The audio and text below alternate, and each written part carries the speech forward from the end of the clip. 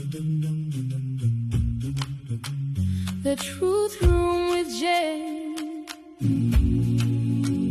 where truth is real, their heart can feel. No masks, no pretending, just what is real. Only truth lives here. Welcome to episode 10 of Truth Room with Jane in our series Things We Pretend Are Normal.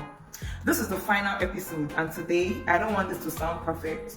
I want it to sound real because we've talked about emotional burnout, we've talked about silence, we've talked about pleasing people, boundaries, numbness, letting go, healing, etc. But if we are being honest, all of it is pointing to one thing: you. Not the version of you people see, not the version of you that performs, not the version of you that survives. I mean the real you. And today we are talking about self-love. But let's drop the soft Instagram definition, because most people don't struggle with knowing what self-love means. They struggle with actually doing it every day. When nobody is clapping, when nobody is motivating you, when life is still heavy, because here is something nobody says out loud. You can be healing and still hate how you treat yourself in the process. You can be growing and still talk to yourself like you're your worst enemy. You can be strong and still abandon yourself when things get hard. And somehow we've made that normal. We've made it normal to show love to everyone except ourselves. Normal to forgive people faster than we forgive ourselves. Normal to be patient with others but aggressive with ourselves. But listen to me very clearly. If you keep abandoning yourself, no amount of love from others will ever feel enough. Because self-love is not what you feel. It is what you practice when you don't feel like it. It is the moment you are tired but you still choose rest instead of self-destruction. It is when you are hurting but you stop pretending like you're fine. It is when you stop begging for love and start respecting yourself enough to walk away. It is when you finally say, I can't keep hurting me just to be accepted. And I know that sounds intense, because it is. Self-love is not soft all the time. It is brutal honesty. Sometimes it is silence. Sometimes it is distance. Sometimes it is choosing yourself and disappointing people you love. And that is where most people struggle.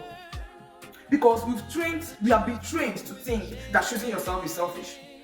But let me tell you something that might sit heavy. Every time you betray yourself to keep others comfortable, you lose a piece of yourself. Slowly, quietly, until one day you don't even recognize who you are anymore. So what does self-love actually look like in real life? It looks like stopping that inner voice that always attacks you, resting without enemies, saying no without writing a full explanation, walking away even when it's emotionally hard, forgiving yourself for not knowing better before, and staying loyal to yourself even when nobody else is. And I need you to hear this without filters. You are not difficult, Mancha. You're not too sensitive. You're not too emotional. You're not behind in life. You are just tired of abandoning yourself. And now you're waking up. So as we close this series, I don't want to give you motivation. I want to give you something stronger. What is that? Permission. Permission to stop shrinking. Permission to stop overgiving. Permission to stop surviving like you're not allowed to live fully. Because you are not here to disappear inside your own life. You are here to exist fully in it.